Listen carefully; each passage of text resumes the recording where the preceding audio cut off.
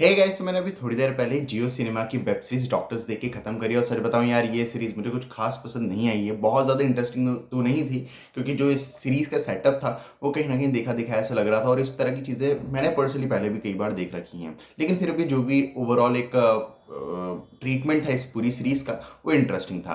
बात करूँ कहानी की, तो ये कहानी है डॉक्टर नित्या की, जिसको बदला लेना है एक डॉक्टर ईशान से। अब ये बदला क्यों लेना है, किस वजह से लेना है, किस तरह के चैलेंजेस का इन लोगों को सामना करना पड़ता है इस हॉस्पिटल में, किस तरह की पेशेंट्स यहाँ पर आते हैं, क्या कुछ होता है इन लोगों के बीच में, इन लोगों के बीच के आपस के डायनामिक्स क्या है, ये सब जानने के लिए तो आपको ये सीरीज देखनी पड़ेगी।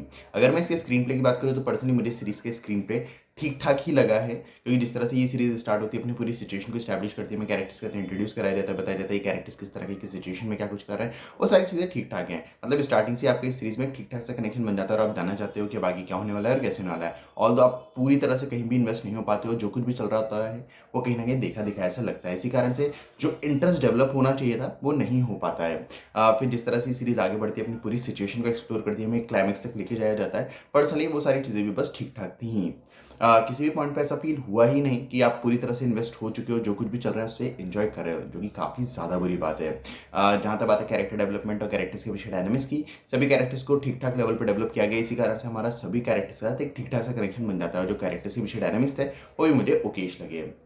ट्विस्ट एंड टर्न्स के नाम पे भी कुछ चीज़ें दिखाने की कोशिश की जाती है, लेकिन पर्सनली मैं सारी चीज़ों को काफ़ी आराम से प्रेडिक्ट कर पा रहा था, और मुझे पहले से ही पता था कि आगे जाके क्या कुछ होने वाला है। इसी कारण से जो ट्विस्ट एंड टर्न्स थे वो मुझ पर इम्पैक्ट नहीं डाल पाए। और भी काफ़ी सारी चीज़ें जिन पर बात की जा सकती है, लेकिन अगर मैं उन चीज़ों पे बात करने गया तो स्पॉइलर दे बैठूंगा, इसलिए मैं उन चीज़ों पे बात नहीं कर रहा हूँ। बात करूँ एक्टर्स की परफॉर्मेंस की, तो सभी एक्टर्स का काम अच्छा है, पर चाहे आप किसी की बात करो, पर्सनली मुझे सभी एक्टर्स का काम पसंद आया है। बात करूँ डायरेक्शन और एडिटिंग की, डायरेक्शन ठीक ठाक है, मेरे ख्याल से थोड़ा और बेटर होना चाहिए था। जो ओवरऑल डायरेक्शन ने एक पाथ चूज करा है इस सीरीज को बनाने के लिए, वो अच्छा है, लेकिन इसको काफ़ी ज़्यादा पॉलिश किया जा सकता था। जो मेडिकल टर्म्स उन्होंने यूज़ करी, पर्सनली मैं मेडिकल बैकग्राउंड से नहीं हूँ, तो मैं नहीं बता सकता वो कितनी रिलेटेबल थी या फिर किस तरह की थी, लेकिन जो माहौल उन्होंने कैप्चर करने की कोशिश करी है, वो मुझे इंटरेस्टिंग लगा है। बात करूँ एडिटिंग की, तो वो भी मेरे ख्याल से थोड़ी और बेटर होनी चाहिए थी, क्योंकि कुछ जगह आपको काफ़ी ज़्यादा चॉपी कट्स देखने को मिलते हैं, जो कि मेरे हिसाब से अवॉइड किए जा सकते थे। और भी काफ़ी सारी चीज़ें हैं जिन पे एडिटर की थोड़ा ऊपर नीचे आप बुराई कर सकते हो। बात करूँ प्रोडक्शन क्वालिटी की,